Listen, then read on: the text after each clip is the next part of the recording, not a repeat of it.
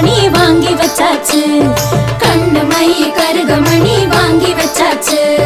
கோலமிட்டாச்சு, வாசலில் கோலமிட்டாச்சு. பூசணி பூ நடுவில் வச்சு அலங்கரிச்சாச்சு. பூசணி பூ நடுவில் வச்சு அலங்கரிச்சாச்சு. பொங்கலோ பொங்கல், பொங்கலோ பொங்கல்.